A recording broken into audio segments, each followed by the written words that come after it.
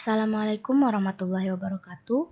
Perkenalkan, nama saya Devi Arianti dari Prodi Pendidikan Guru Sekolah Dasar Universitas Buana Perjuangan Karawang. Di sini saya akan mengulas pemecahan masalah matematika di sekolah dasar. Mari kita simak slide selanjutnya.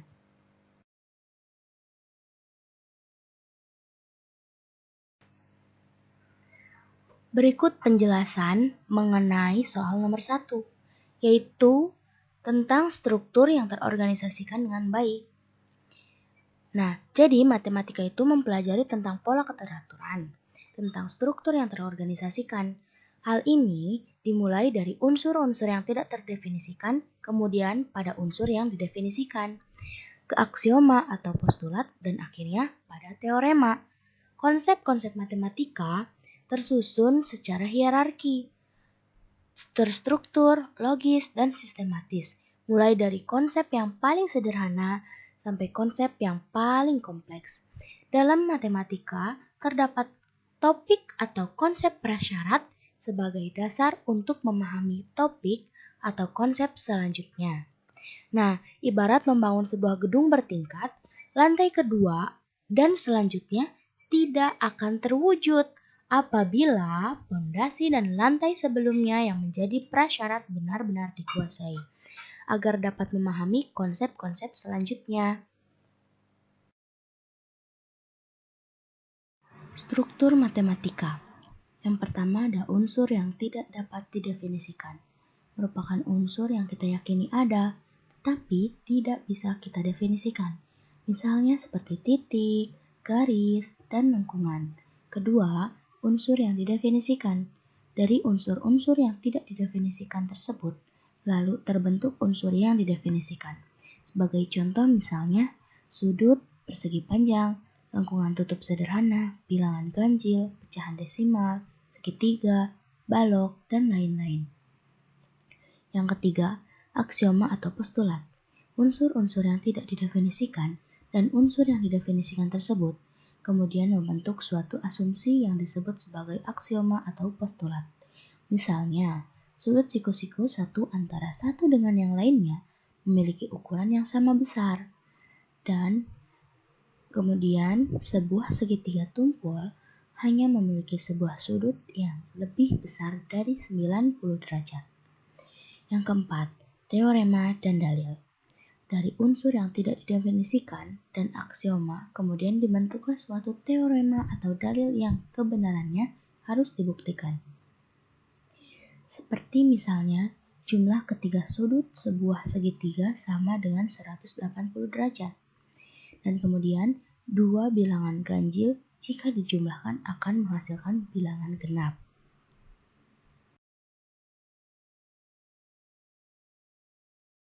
Dua, berikan contoh pemecahan masalah matematika.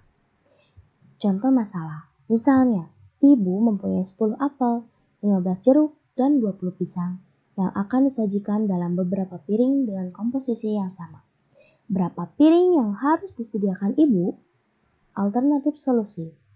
Masalah di atas mensyaratkan bahwa dalam setiap piring harus diisi oleh 3 macam buah, seperti apel, jeruk, dan pisang, dan tidak boleh ada yang tersisa.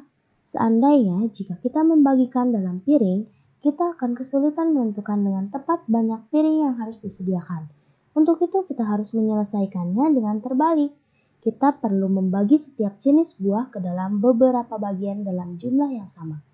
Sehingga diketahui apel sejumlah 10 disajikan dalam 2 kali 5 piring sama dengan 5 kali 2 piring.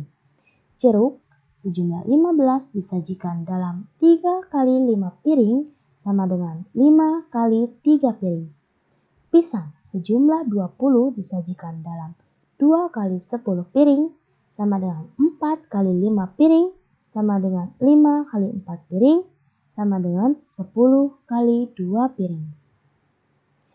Karena banyak piring yang sama untuk setiap jenis buah adalah 5 piring, maka diketahui bahwa penyelesaian yang tepat adalah bahwa harus ada 5 piring yang disediakan untuk disajikan, dan setiap piring harus diisi 2 apel, 3 jeruk, dan 4 pisang.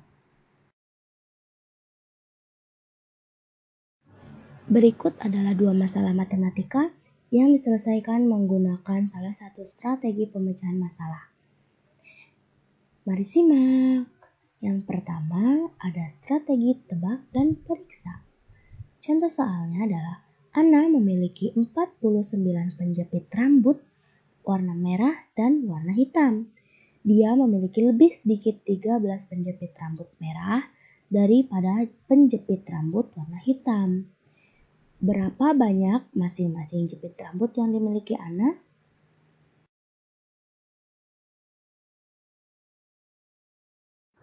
Mari pahami masalahnya ya. Yang pertama itu jumlah jepit rambutnya 49. Kemudian jepit rambut yang berwarna merah lebih sedikit daripada jepit rambut yang berwarna hitam. Dan selisihnya adalah 13. Jika ada 25 jepit rambut hitam, berarti jepit rambut merah yaitu 12. Dan jumlahnya menjadi 25 ditambah 12 sama dengan 37. Masih kurang, sehingga mestilah jepit rambut hitam lebih banyak dari 25. Setelah beberapa kali menebak, mungkin akan didapat hasil 25 ditambah 12 sama dengan 37. 30 ditambah 17 sama dengan 47. 31 ditambah 18 sama dengan 49. Nah, jadi dari hasil tebakan tersebut, jepit rambut yang dimiliki Ana yaitu 31 buah berwarna hitam dan 18 buah berwarna merah. Dan selisihnya adalah 13.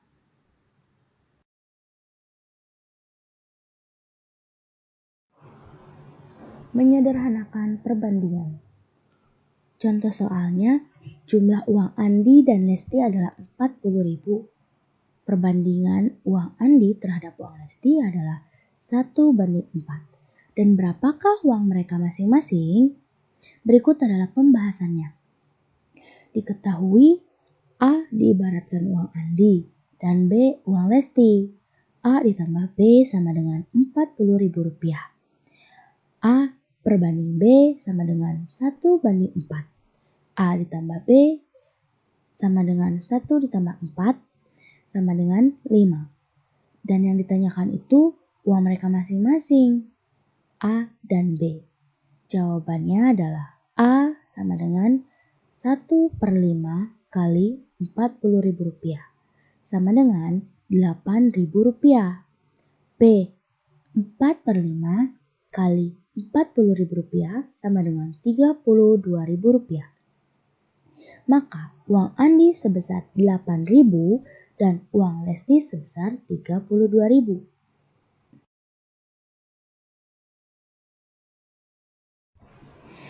Yang keempat adalah tahapan pemecahan masalah matematika yang dikemukakan oleh Polya dapat digunakan dalam memecahkan masalah dalam kehidupan sehari-hari. Itu menurut Polya, dalam pemecahan suatu masalah terdapat 4 langkah yang harus dilakukan. Pertama, memahami masalah. Kedua, merencanakan permasalahannya. Ketiga, menyelesaikan masalah sesuai rencana langkah kedua. Dan yang keempat, memeriksa kembali hasil yang diperoleh atau looking back.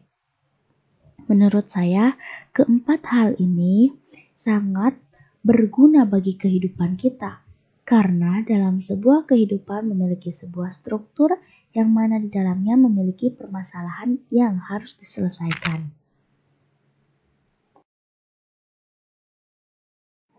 Contoh dalam kehidupan sehari-hari. Nah, saya ambil kegiatan ketika kita akan berpergian.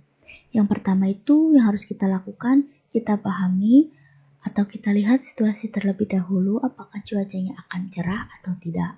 Kemudian yang kedua, kita rencanakan. Nah, karena cuacanya yang cerah, maka kita berencana pergi ke Puncak Bogor dan menginap di sebuah villa.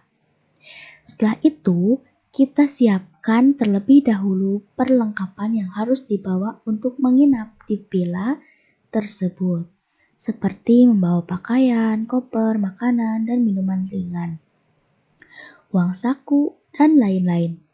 Dan yang terakhir, kita periksa kembali perlengkapan yang tadi kita siapkan untuk dibawa menginap.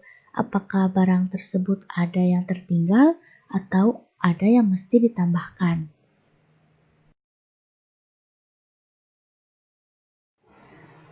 Nah, sekian penjelasan pemecahan masalah matematika di sekolah dasar. Semoga bermanfaat. Kurang lebihnya mohon maaf. Wassalamualaikum warahmatullahi wabarakatuh. Thank you.